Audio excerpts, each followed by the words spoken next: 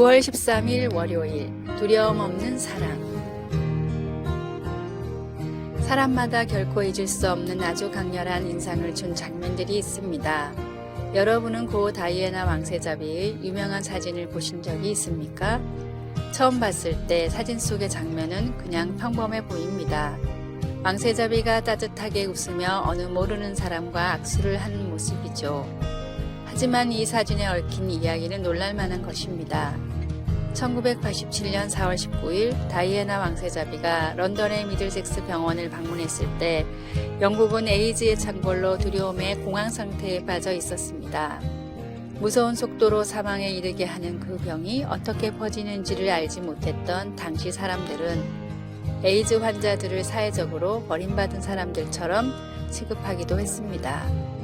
그래서 그날 다이애나가 장갑을 끼지 않은 채 진실된 미소로 조용히 에이즈 환자와 악수를 하는 모습은 충격적인 장면이었습니다.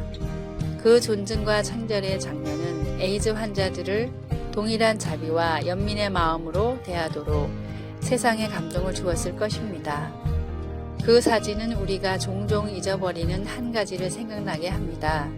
예수님의 사랑을 다른 사람들에게 기꺼이 너그럽게 베푸는 일은 충분한 가치가 있다는 것입니다. 요한은 초대 그리스도인들에게 두려움 앞에서 사랑을 표현하지 않거나 숨기는 것은 사망 가운데 사는 것이라고 일깨워 주었습니다. 자신을 내어주는 성령님의 사랑으로 채워지고 힘을 얻어 남들을 거리낌 없이 담대히 사랑할 때 우리는 부활의 삶을 충만하게 경험할 수 있습니다. 당신은 언제 가장 두려움 때문에 다른 사람을 사랑하지 못하게 됩니까? 어떻게 하면 그 두려운 곳에서도 성령님의 끝없는 사랑을 체험하고 나눌 수 있을까요? 말씀, 우리는 형제를 사랑함으로 사망에서 옮겨 생명으로 들어갈 줄을 알거니와 사랑하지 아니하는 자는 사망에 머물러 있느니라. 요한서 3장 14절. 찬송 229장 하나님 사랑은. 기도, 두려움 없는 기쁨의 사랑을 하며 살고 싶습니다. 두려움이 사라지고 당신의 사랑이 나를 통해 넘쳐 흐르도록 성령으로 나를 채워주시고 당신의 사랑을 더 깊이 체험하게 하소서. 아멘.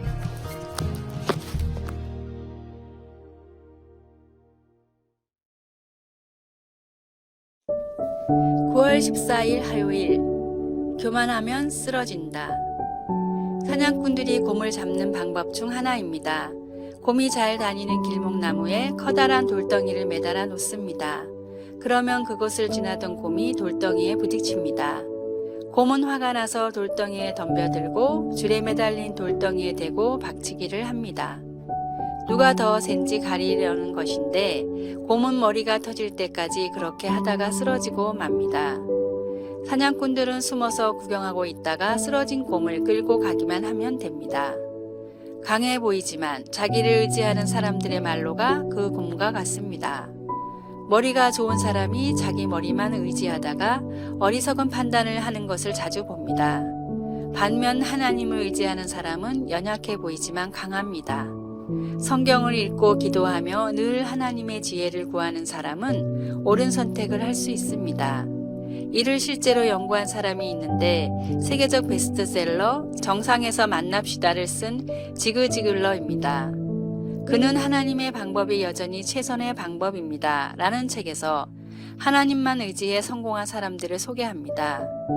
루이스는 순전한 기독교에서 교만은 사랑, 지혜, 믿음, 소망, 상식까지도 모두 먹어치우는 영적 암이다 라고 진단했습니다.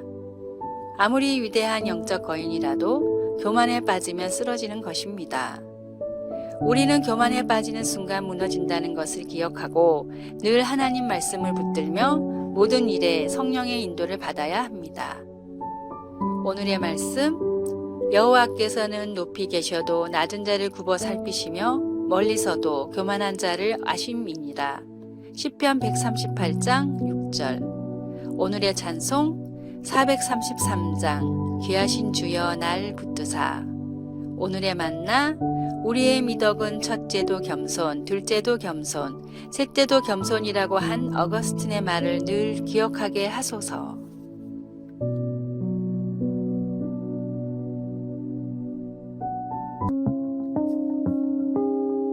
9월 15일 수요일, 우리 마음속에 인쇄된 성경. 1450년 요하네스 구텐베르크가 활자를 이용한 인쇄술을 개발함으로써 서구 사회의 대중매체 시대를 열어 새로운 사회 영역으로 배움을 확대시켰습니다. 세계적으로 글을 읽는 능력이 향상되었고, 새로운 사고를 통해 사회 및 종교 관련 분야에도 급속한 변화가 일어났습니다.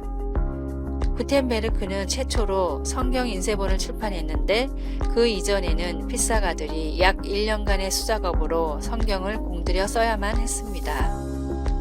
이 인쇄술 덕분에 그 후로 여러 세기 동안 우리는 쉽게 성경을 접할 수 있는 특권을 누리게 되었습니다. 지금은 디지털 버전의 성경도 있지만 아직도 그의 발명의 산물인 인쇄된 성경책을 소지하고 있는 사람들이 많습니다. 성경 필사본을 만드는 데 드는 엄청난 비용과 시간 때문에 한때는 소유할 수 없었던 성경을 이제는 손쉽게 가질 수 있게 된 것입니다. 하나님의 진리를 지닐 수 있다는 것은 엄청난 특권입니다. 잠언서 저자는 말씀에서 얻은 그분의 교훈을 우리 눈동자 같이 소중히 여기고 그분의 지혜의 말씀을 우리 마음판에 새기라고 말합니다. 우리가 성경을 이해하고 성경의 지혜를 따라 살고자 하면 우리도 마치 필사가들처럼 하나님의 진리를 손가락에서 마음속으로 새겨 넣어 어디를 가든 몸에 지닐 수 있게 됩니다. 마음속에 새긴 성경 말씀이 당신에게 어떤 유익을 주었습니까? 하나님의 지혜를 어떻게 더욱 당신의 것으로 내면화할 수 있을까요? 말씀, 이것을 내 손가락에 매며 이것을 내 마음판에 새기라. 잠언 7장 3절. 찬송 198장 주 예수 해변서. 기도, 사랑의 하나님, 말씀을 깊이 깨달아 하나님께서 원하는 삶을 살 수 있도록 도와주소서. 아멘.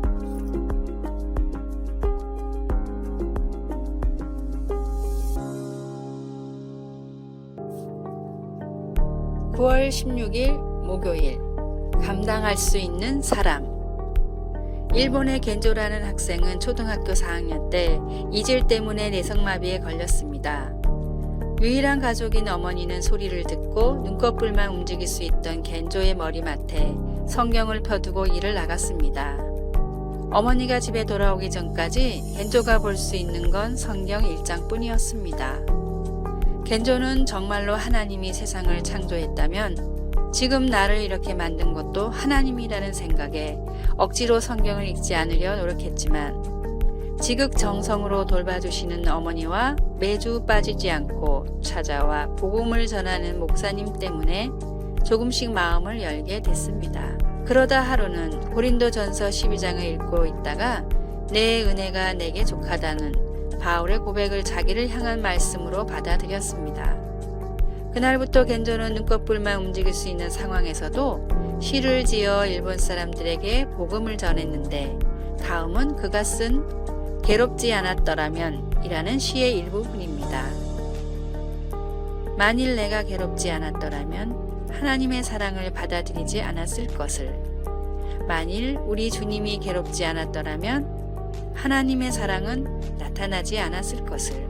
우리를 구원하시기 위해 예수님은 십자가 고통을 감내하셨습니다. 고통에도 뜻이 있음을 믿고 전지전능하신 주님께 기도하며 고통의 뜻을 찾아 행복하게 사십시오. 오늘의 말씀, 죄가 있어 매를 맞고 참으면 무슨 칭찬이 있으리요. 그러나 선을 행함으로 고난을 받고 참으면 이는 하나님 앞에 아름다우니라. 베드로전서 2장 20절. 오늘의 찬송 345장 캄캄한 밤 사나운 바람 불 때. 오늘의 만나, 우리 주변에 괴로움을 당하고 있는 이에게 내가 할 수 있는 친절을 베풉시다.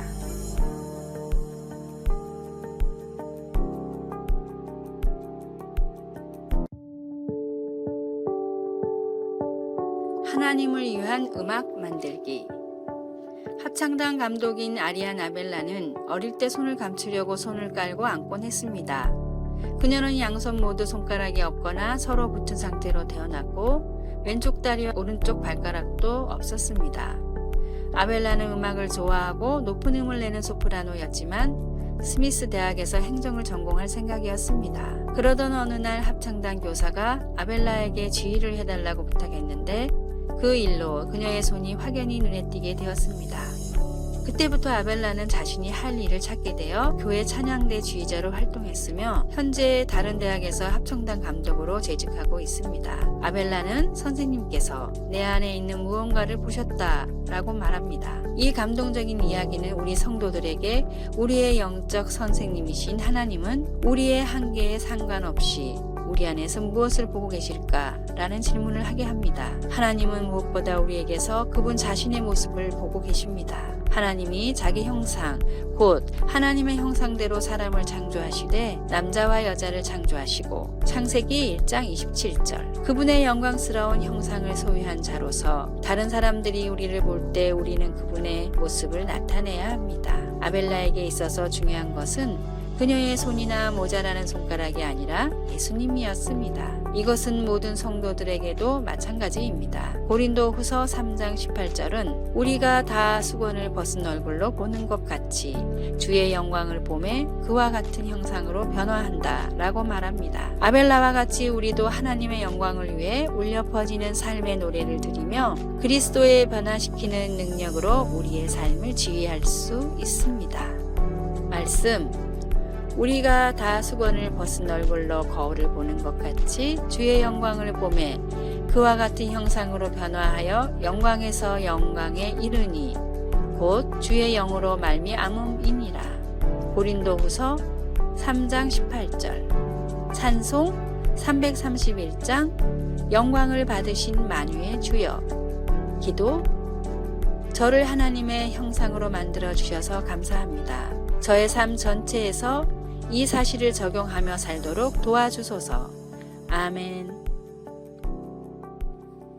아래의 빨간색 글자 구독을 누르시어 더 많은 전도의 열매를 맺으시기를 기도합니다.